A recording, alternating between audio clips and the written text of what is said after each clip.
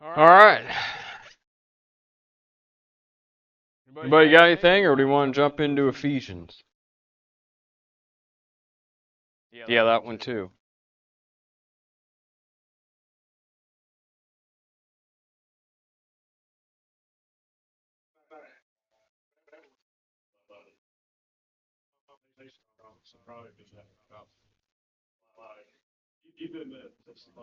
At some point,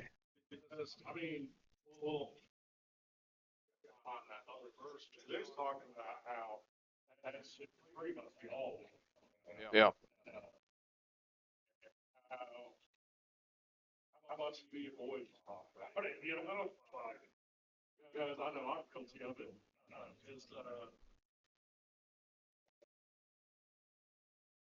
Yeah, Ephesians 4:22, that you put off concerning the former conversation the old man which is corrupt according to the deceitful lust, and be renewed in the spirit of your mind. So it's putting off the old conversation. 29 says, let no corrupt communication proceed out of your mouth, but that which is good to the use of edifying, that it may minister grace unto the hearers.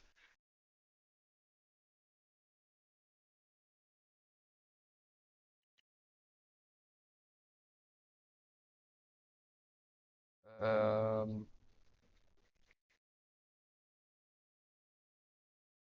Colossians 3:10.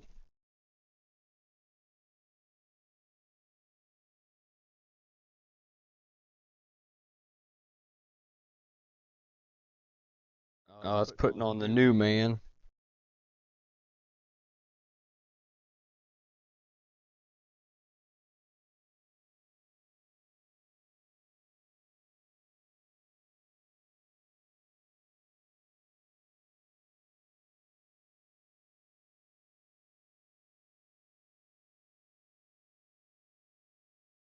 I can't think of those other ones off the top of my head.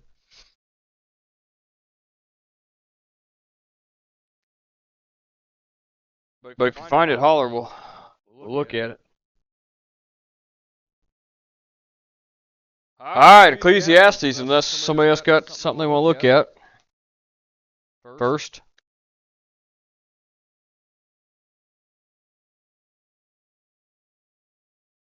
Finished up chapter 1 last week.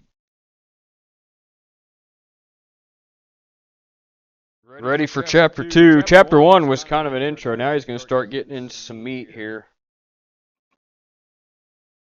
It's like chapter 1, his head was just swirling. And he was just running all kinds of things through his mind, and now all of a sudden he's starting to realize the specifics of what got him into trouble. We'll pick it up, verse 1. I said in mine heart, go to now, I will prove thee with mirth. Therefore enjoy pleasure. And behold, this also is vanity. So, if you notice right off the bat, it's all about his heart. We've kind of talked about this. The world will tell you, follow your heart. That's the worst advice you can get, because your heart's going to lead you the wrong direction every time. Your heart is based off your emotions. When you get upset, what's your heart tell you to do? Take a swing. When you find somebody that you're infatuated with, what's your heart tell you to do? Things that are immoral. I mean, it's going to... Yes. Right. It's also along the lines of follow your gut. I think there's a little bit more to the gut than there is the heart, but still, it's all of the flesh. So, but that's what he's after. He said, I said in mine heart.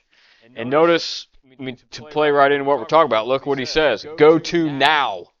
He's seeking instant pleasure, instant gratification, instant. He wants it now.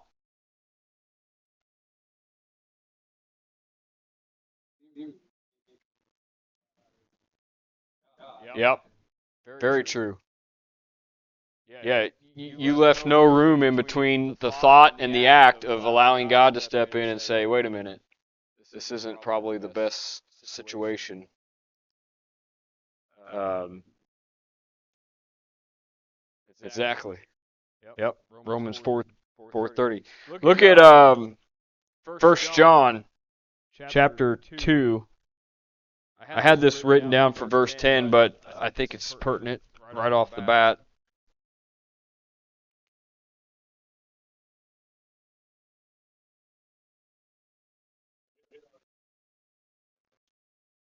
That's the only one you can find.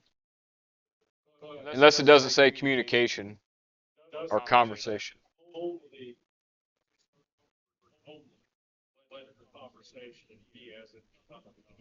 Yep.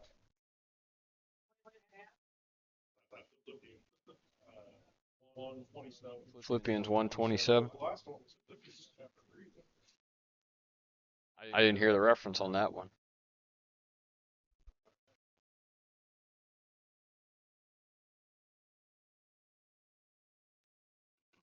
See if I have a note on it.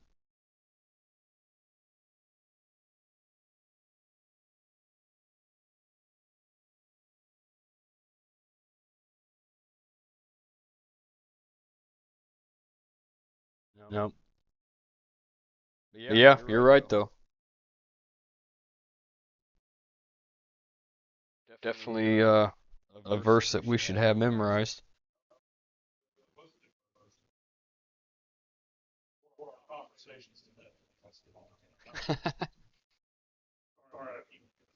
Oh, you're good.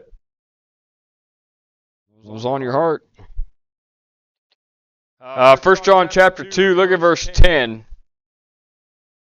Nope, not 10. We want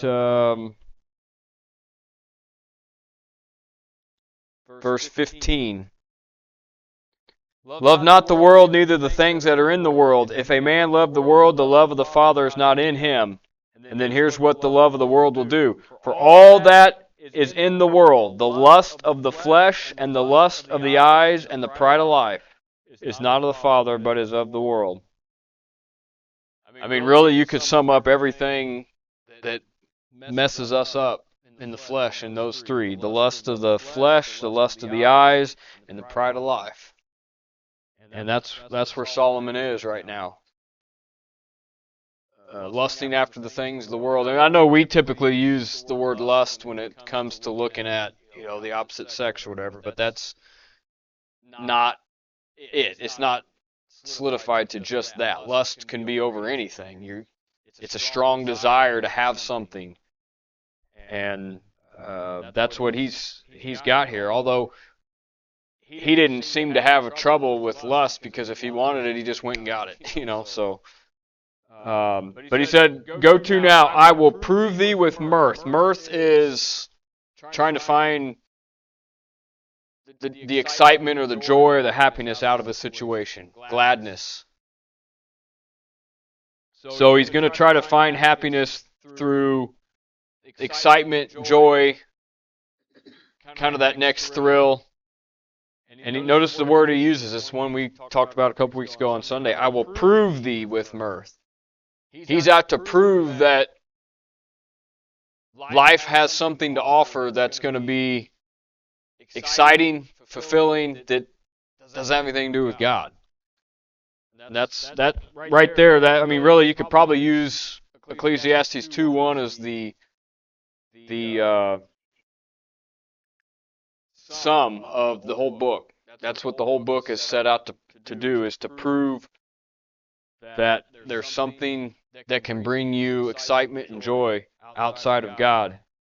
That's what he says. Therefore, enjoy pleasure. Right? Enjoy it. Let your heart be happy. Let yourself, cut loose a little bit. How many times have you ever heard that?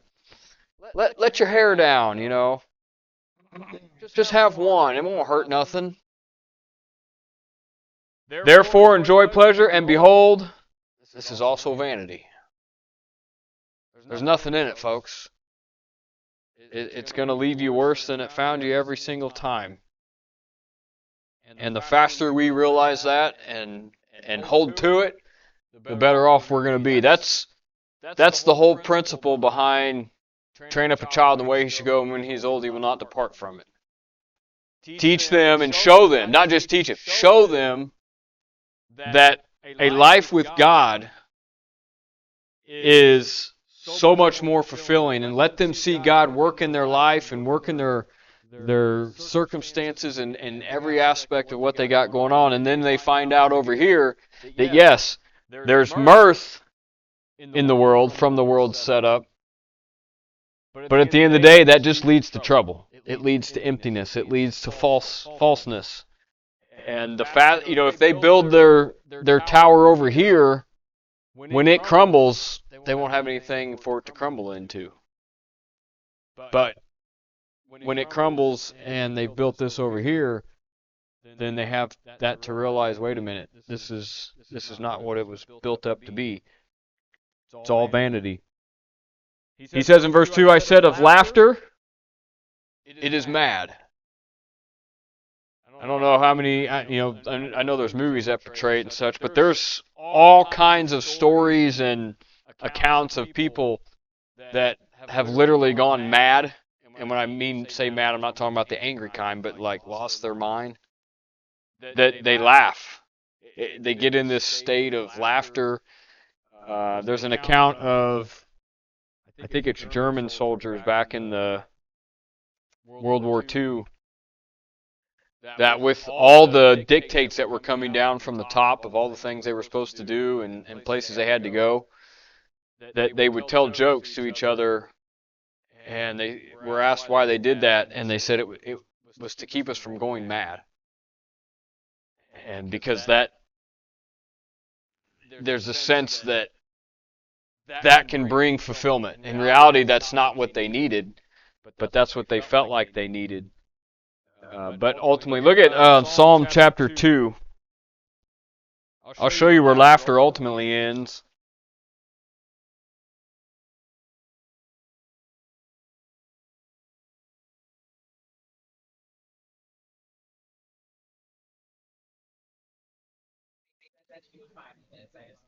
Perfect.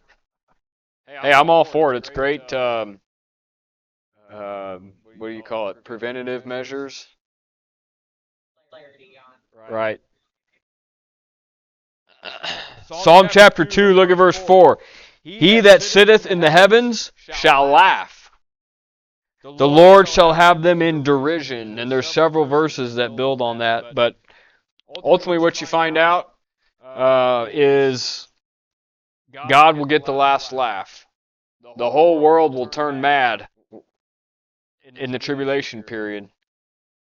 Look at Proverbs chapter, I think it's 1.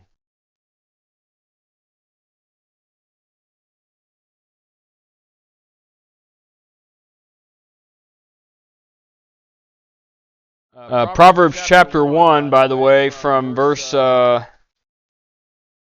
it 1 or 2? Verse 24 to the end of the chapter is the life of somebody the result of somebody that has rejected God for their entire life. In that, look at verse 26. I will also laugh at your calamity. I will mock when your fear cometh. This is somebody that's rejected God, and now all of a sudden they on their deathbed, and not in the way of salvation, but it's, oh God, help me, where are you when I need you, kind of thing, and it's not there. And what would that do to somebody? It will turn them mad. And mirth, what doeth it? Kind of a rhetorical question. It's going to leave you empty. I'm amazed. There was a period where I was meeting with a lot of customers about, building decks or whatever it was. And I'm not kidding, it was weird. It was like everyone I met with, they needed to have a spot where they could set their beer when they were out on their deck. I need the wide handrail so I can set my beer. And then a different customer would be in the kitchen. Oh, I need this place over here so I can set my drink. And it's like every house I went to was all about where they were going to set their drink while they're holding it. And a lot over the years, people that I've worked with, it was all about getting to Friday so they could go out and have a good time Friday to Sunday night. That was their whole goal of the week, was just get to Friday so I can go out and do what I need to do. Do what I want to do, not need to do what I want to do. That's the end of verse 2. But at the end of the day, what do with it? So what? You wake up hungover on Saturday. It takes you till whatever time to get your wits about you, so you can go out again and do it on Saturday night. You wake up Sunday, and by the time you get back Monday, you're so out of it, and then you just repeat the process. That's the dog returning to his vomit. It's insane. I mean, literally and figuratively, it's insanity. It literally has a stronghold on you. Yep. Right. Right.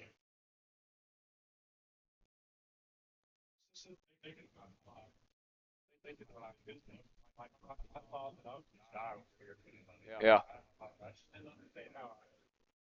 And the question is, what do with it? At the end of the day, what came from it? You know? Heartache, legal trouble, broken relationships, I mean, just depression, yeah, on and on and on and on. And it's not just alcohol. I mean, it's drugs, it's marijuana, it's, it can be something like porn, it can be anything. Movies, right.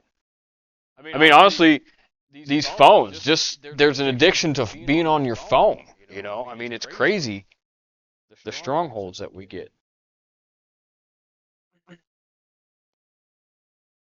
Verse 3, I sought in my heart to give myself. Now, I don't know if you've picked up on this, and he doesn't do it a ton in chapter 1, but he's starting to here in chapter 2. You notice a lot of I. I said in my heart, I said of laughter, I will prove, I sought. I mean, and he's getting ready to go through a huge list here in a minute on all the things he's done. It's all about self. It's back to that 1 John 2, the pride of life. I sought in my heart to give myself unto wine. Well, now he names it specifically. As I'm reading through here and really combing through it, it's interesting that you find a lot of the way society operates is based right out of this book. It's weird. I mean, it's not weird, but it's weird. It's weird when somebody tells you something and then you see it and you're like, wait, this is exactly what's happening. It's like watching Back to the Future, I said in my heart, I give myself unto wine. Look what's coupled with it, though. Yet acquainting my heart with wisdom. So what does the world need to do when, all the wise men get together and need to sit down and discuss things? They got to have a bottle of Jack or, glass of wine, or there's something coupled with alcohol and wisdom, I guess, for lack of earthly wisdom. They portray it in movies all the time. Anytime all the higher ups get together, they're always pouring a bottle of this or whatever. I mean, it's weird. There's a symbol of strength and power, I think, through alcohol to some, and typically it's the higher end alcohol.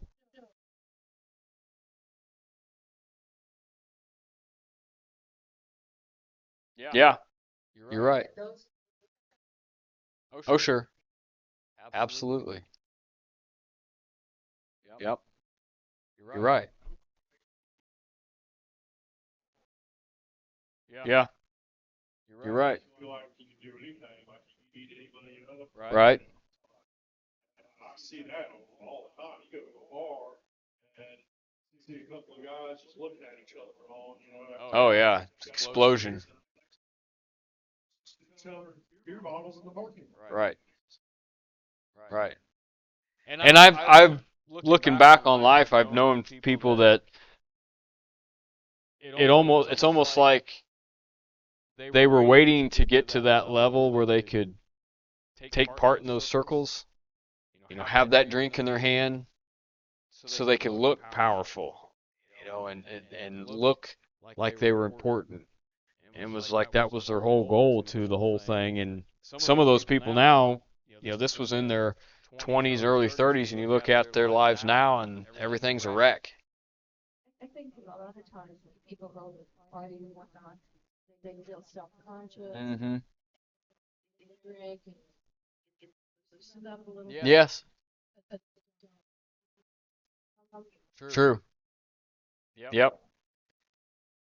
And back to where we started with Jonathan's verse, if we were more concerned about letting our conversation being of the gospel, then it wouldn't matter. Yeah, it would. Not at all. Not at all. Yeah. Yeah, the fastest way to cut people out of your life that shouldn't be in your life is just talk about Jesus Christ. I mean, they'll flee forever. He says, and to lay hold on folly, till I might see what was that good for the sons of men, which they do under the heaven all the days of their life. So it's kind of interesting here. You get a tie between wine, wisdom, and folly. So he turned himself over to just doing foolish things. You see that sometime with kids that they live under this iron structure growing up, and it's like they get a little freedom and they just go berserk. It's almost like what Solomon's going through here. He's going to go do all these foolish things that he wasn't able to do while he was leading Israel and building the temple and being God's man. He had all these strict rules that the Old Testament laid out. Now he gets a little freedom. He's going to go do all the foolish things he can think of and see what that does for him. He's going to tell you what all the things that he did. Notice that the world probably wouldn't look at a lot of these things as folly, but these are the things Solomon labels as folly. I made me great works. I builded me houses. I planted me vineyards. I made me gardens and orchards. I planted trees in them of all kinds of fruits. I made me pools of water, to water therewith the wood that bringeth forth trees. I got me servants and maidens, and had servants born in my house. Also I had great possessions of great and small cattle above all that were in Jerusalem before me. I gathered me also silver and gold and peculiar treasure of kings and of the provinces. I got me men singers and women singers, and the delights of the sons of men as musical instruments, and that of all sorts. Man, if you made that list to somebody and said, hey, this is what your life is going to be, people would think, I'm going to live like a king. I mean, literally, he was a king, but what would I have to worry about? That's the life right there. Look at it. I've got gold, silver, all the food I want, people to serve me. I've got pools to be in, and fresh fruit, and the garden, and peculiar... I mean, people singing to me all the time with musical instruments, houses, wives...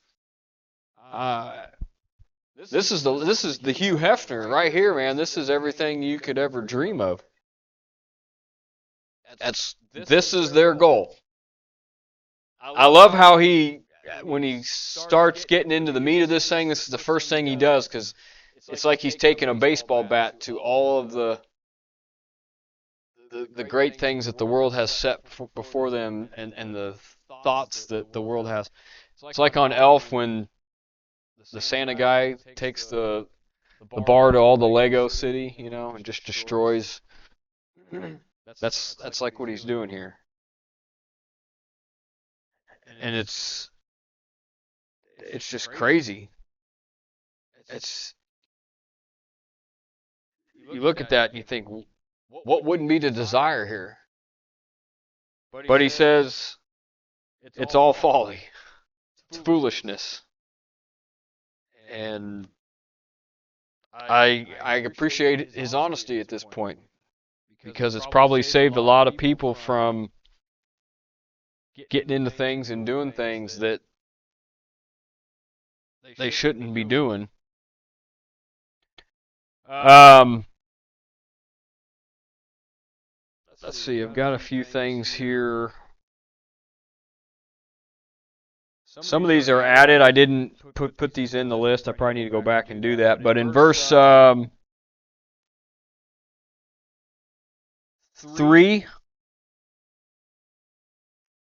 you've got, I think it's, if I can read my note right, epistemology, which is the theory of knowledge.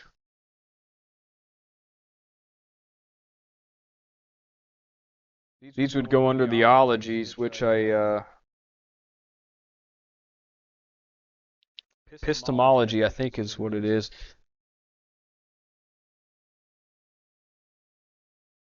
Oh, yeah, here it is, right here. I'm sorry. Epistemology, the theory of knowledge. The branch of philosophy that studies the nature of knowledge, in particular its foundations, scope, and validity. In other words, how do we obtain real knowledge? Epistemology.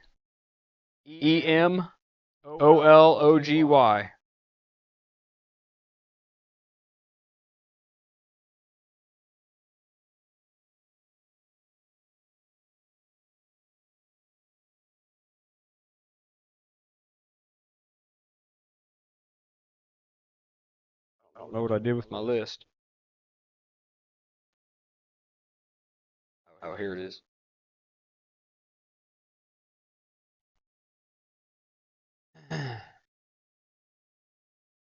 You need one? Which one?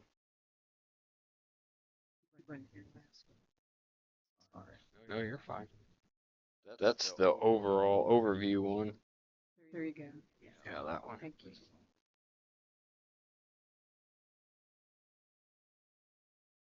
All right, in verse 4, you've got materialism.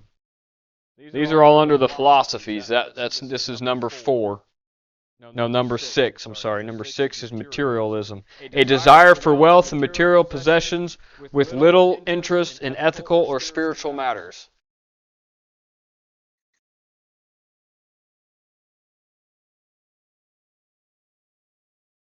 What is it? Materialism.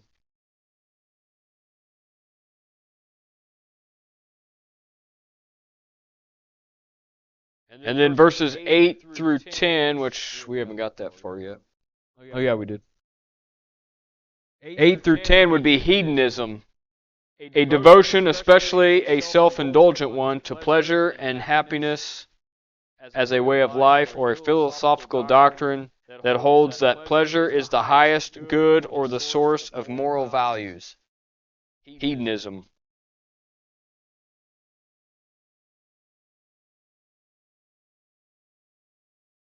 That should catch us up on that.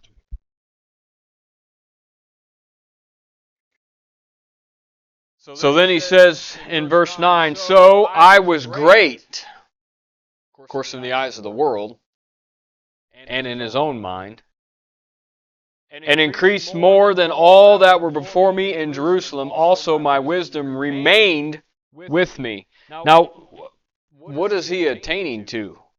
Back in 1 Kings chapter 3, God already granted him to be the wisest and wealthiest person to ever lived.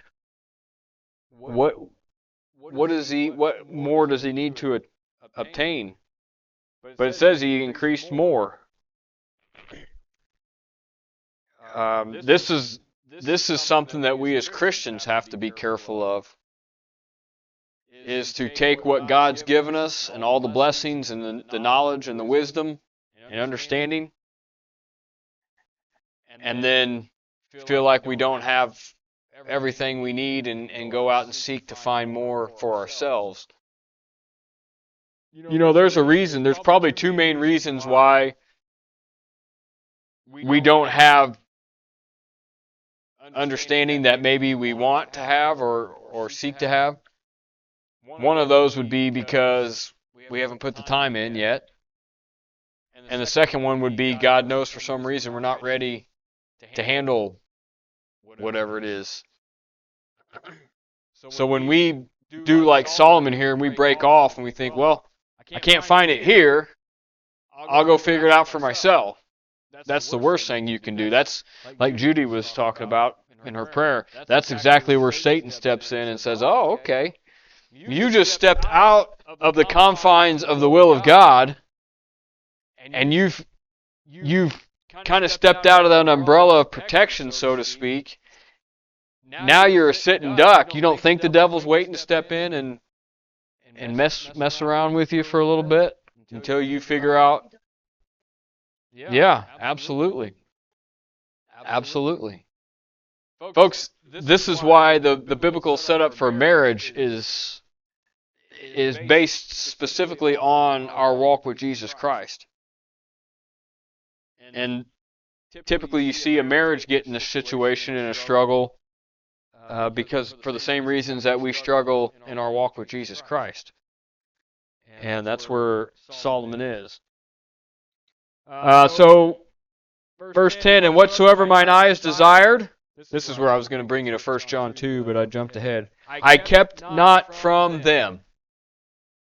Can you imagine having that power and that wealth just to look at something? I want that. I want that. Oh, bring me that. Go get me that.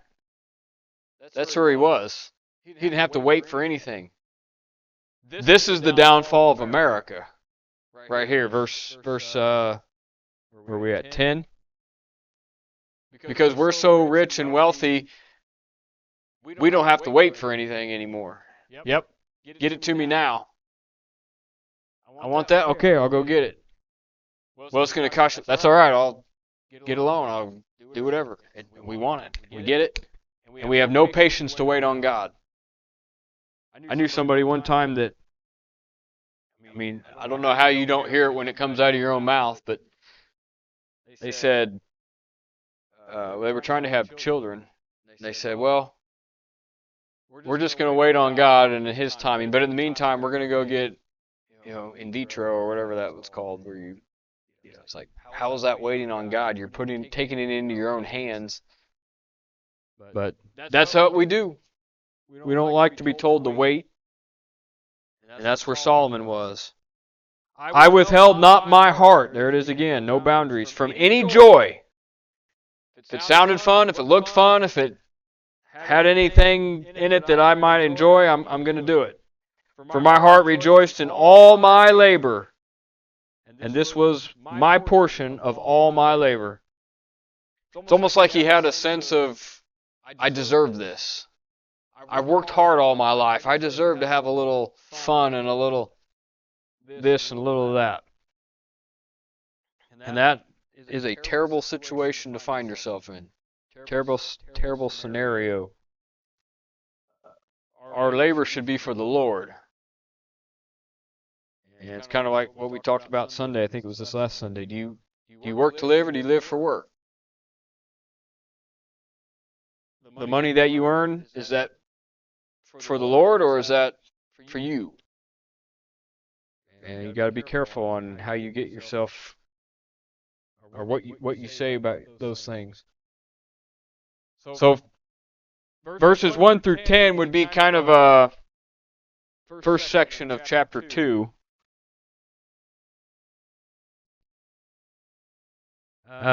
Did not.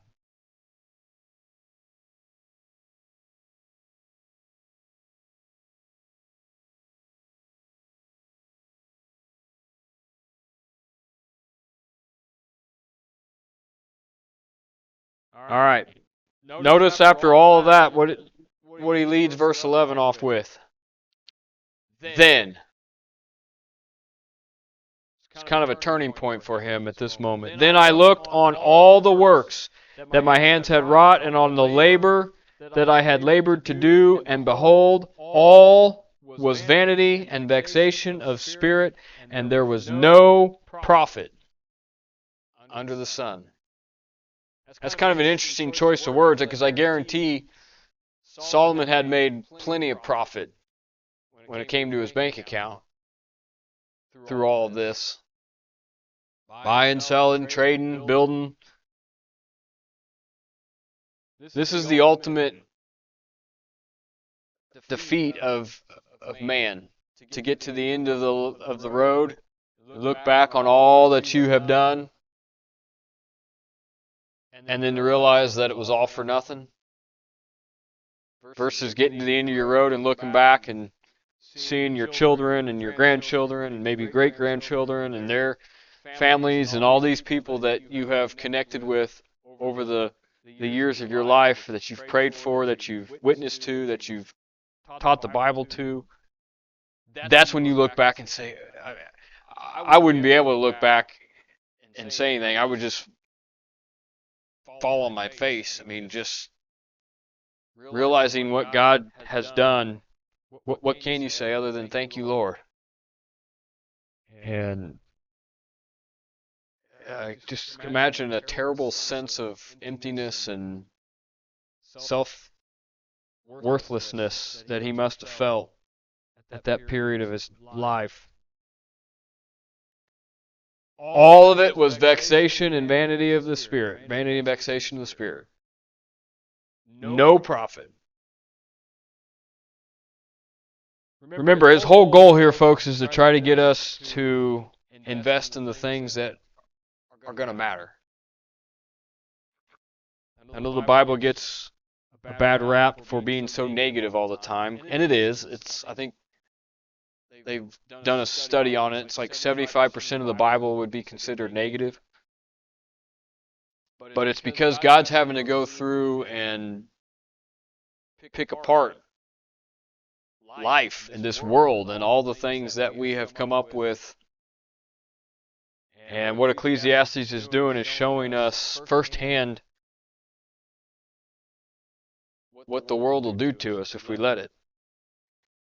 He says in verse 12, "And I turned myself to behold wisdom and madness and folly. For what can the man do that cometh after the king? Even that which hath been already done." It's like his head's spinning here. You've done all these great things and you have amassed all this great wealth and possessions, and then you realize at the end of the day it's all for naught. I think that would turn somebody mad, turn them into madness. Then I saw that wisdom excelleth folly, as far as light excelleth darkness.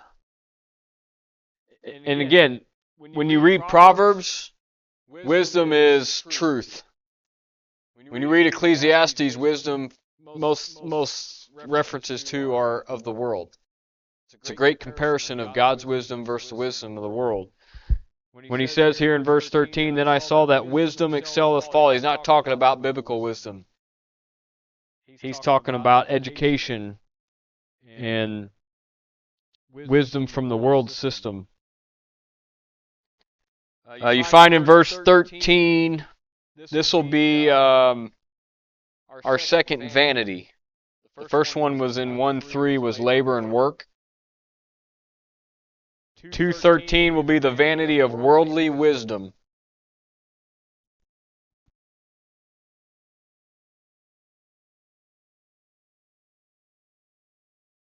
And what does it do? It excels folly.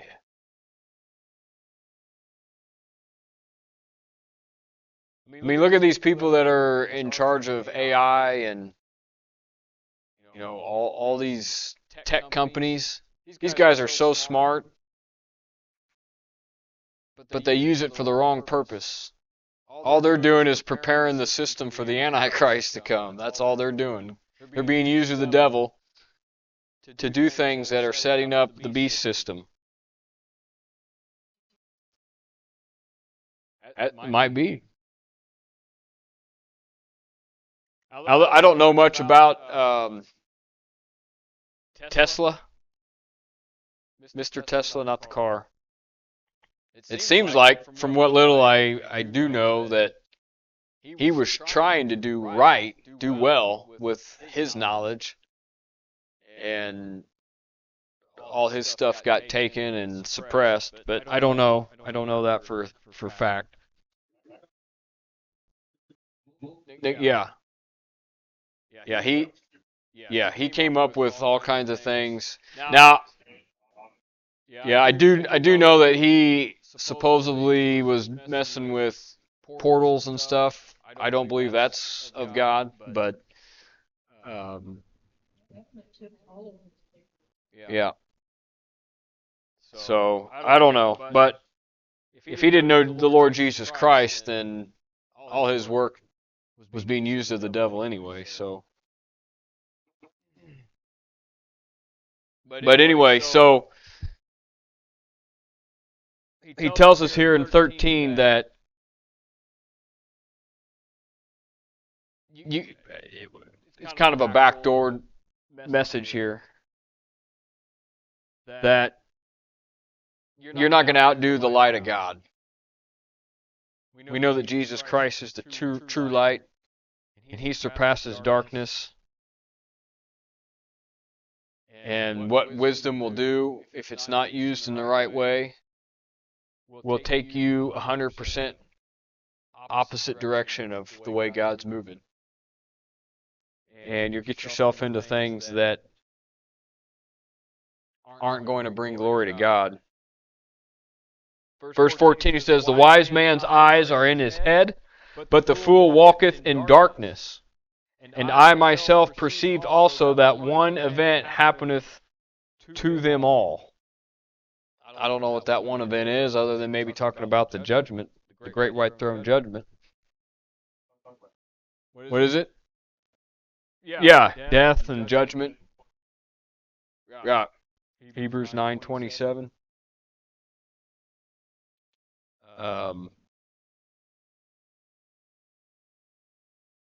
It's interesting that when man comes up with all these wise things, the last 5 years, science has been the big thing. We follow science and trust the science and all these things. Look, science has done some wonderful things.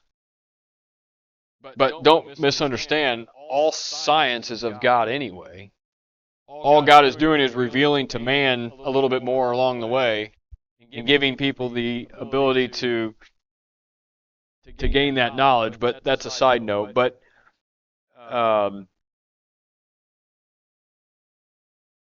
all of these things that man is coming up with to try to figure out and do, it's all for the flesh. I mean, wouldn't it be wonderful if we could find a treatment for cancer? Even though some claim that it's available, it's just being suppressed, so the pharmaceutical companies and the health companies can continue to make their billions of dollars. But even if that was the case, what would that do? It just prolongs someone's life a little bit longer here on earth. At the end of the day, we're all still going to, that one event, we're all still headed to the same place.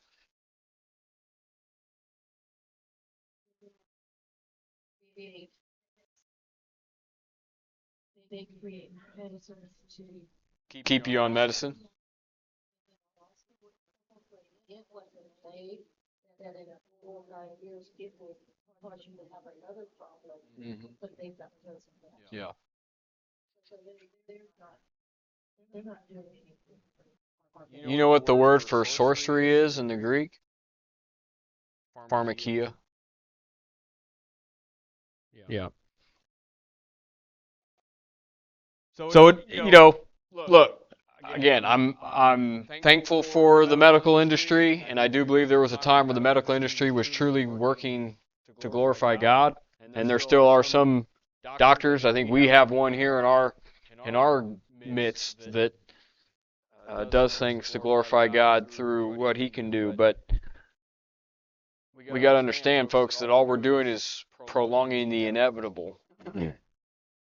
And I wish for me and for my family and my friends to live as long as we can here on earth and have a fulfilled life. But we also understand that, Jonathan and I were just talking, the rapture's just the beginning. You know, everybody looks at death as the end, folks. That's just the beginning, unless you're not a believer. Then it's the beginning of eternity either way. But understanding that when you gain wisdom that's not biblical, all it does is excelleth folly. And it goes back to verse 2. It'll just turn you mad. Because you thought you had the answers your whole life, and you realize at the end of the day that you have nothing. And what you thought was real, you realize at the end of the day was just empty, fake falsehood. I mean, I literally pity folks that are at the end of their life and are coming to the realization that everything they've been told was there's no substance to it. And I mean, that emptiness that they must feel is incredibly sad. But circle back around. That's why our conversation needs to be of the gospel everywhere we go. Offer people hope. Offer people substance, real truth, real wisdom. Verse 15 says, Then said I in my heart, As it happeneth to the fool, so it happeneth even to me. And why was I then more wise? Then I said in my heart, that this is also vanity. You know what Solomon's coming to the realization of? He's no different than anybody else. All the wisdom, literally for him, all the wisdom in the world cannot, it does not make you any different than anybody else. At the end of the day, folks, we all think the same. Some of us have a little bit deeper thinking and a little bit more understanding on things, but it's the same thought process. Because what it's all based around the flesh. We all have the same desire to sin. We all have the same desire to flee from God. We all have the same desire to bring ourselves joy and happiness and build ourselves up. I mean, it's there. That's what we all do it in different ways. We're all creatures of habit. We're all creatures of pattern. And that's what he went back in chapter 1. We don't learn from history, so what do? We repeat. And sometimes even in our own lives, we repeat because we don't learn from the first mistake or the second or the 50th. We keep going back and repeating and repeating. And Solomon here is, look, he says, As it happeneth to a fool, so it happeneth even to me. At one time, I think he considered himself to be, better than the foolish class. If you had to put it in today's terms, you've got lower class, breaking on poverty. You've got, lower middle class.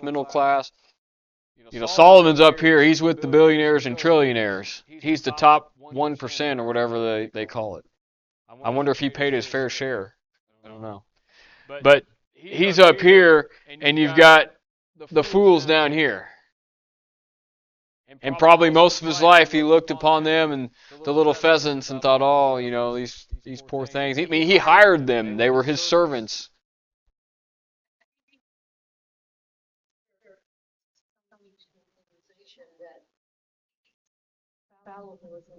Yep, exactly.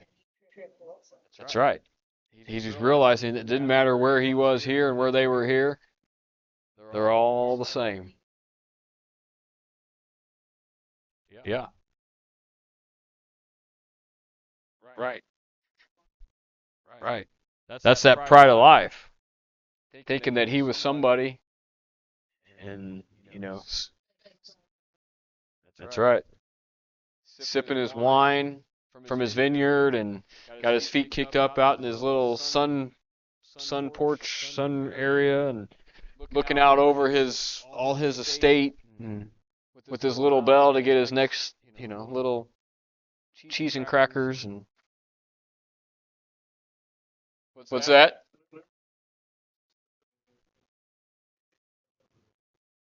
Yeah. Right. Go and sell all you have. Yep. all sad. Yep. Right. He was unwilling to give up his possessions to save his soul. Yeah. You're right. God will never take anything from you. That like when my passed away, just love him. He was really love him. I had to go over. I and one other friend, we had to go over. Yeah. Help him. Sure. Be the same in heaven here.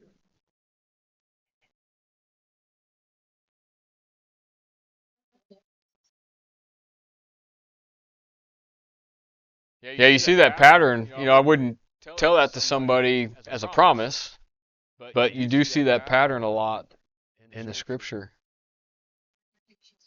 In terms of she, she thinks it out. Okay. Right. Right. He always blesses somehow. Yeah. There's always a blessing in it for sure. All right, let me make sure I haven't missed anything yet. I think we're caught up.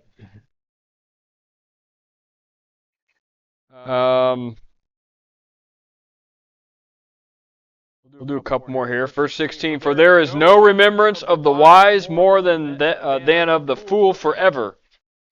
Seeing that which now is in the days to come shall all be forgotten, and how dieth the wise man as a fool. Now, if you use the wise man as the fool in context with the book of Proverbs, the wise man would be the one that find Christ, and the fool would be the one not to. The fool has said in his heart, there is no God, but again, he's using this in the context of earthly wisdom. It doesn't matter how smart you are, you're going to die the same way the fool dies. You're both going to end up in a coffin and buried 6 feet under, or tied to a concrete block and thrown in the bottom of the lake. Depends on who you hang around, but yeah, exactly. And notice he says, no remembrance of the wise more than of the fool. Now, the only reason we remember certain people from history is because maybe they did something. George Washington, I mean, he was the first president of the United States, or some of these people from the past. But I bet if we sat down, we could probably list, I don't know, 50 names, maybe more, I don't know. Even, I wouldn't say more than 100 between us in here. 100 people from the past, not counting Bible characters, that you might remember, out of how many people that have gone on before us?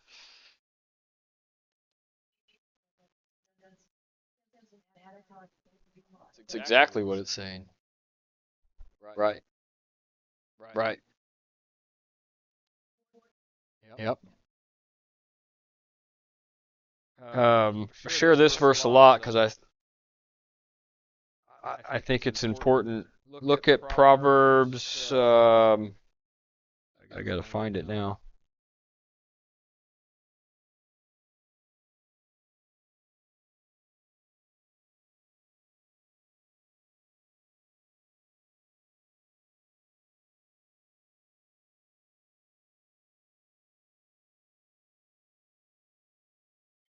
The verse that talks about your children's children.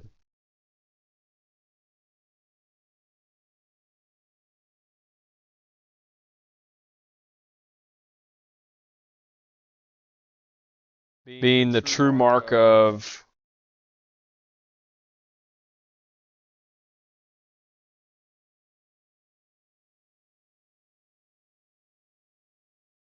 wow, I can't remember it off the top of my head.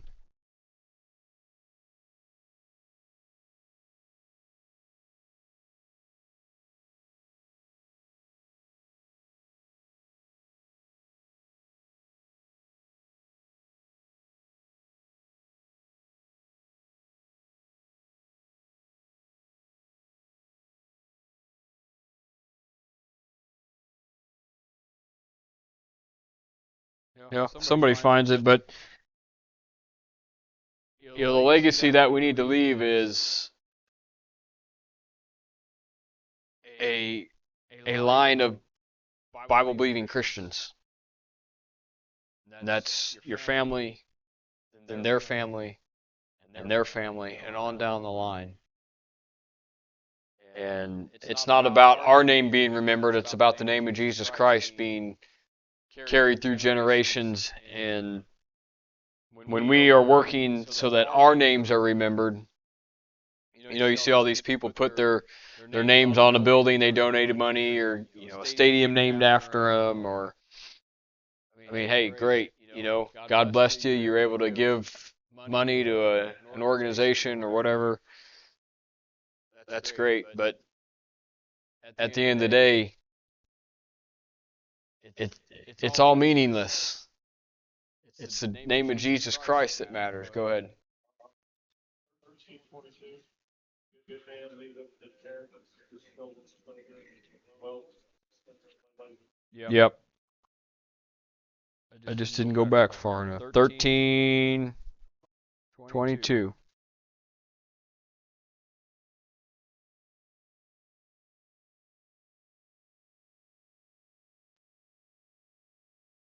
So it's not your kids, it's your grandkids that you really find out where you're at with things.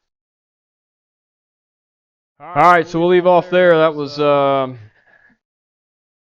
verse 16. So we'll pick up next week 17. We got a handful of let's see, there's 1, 2, 3, 8. There's 8 in the last portion of chapter 2. There's 8 philosophies that are named. So we'll pick up on those.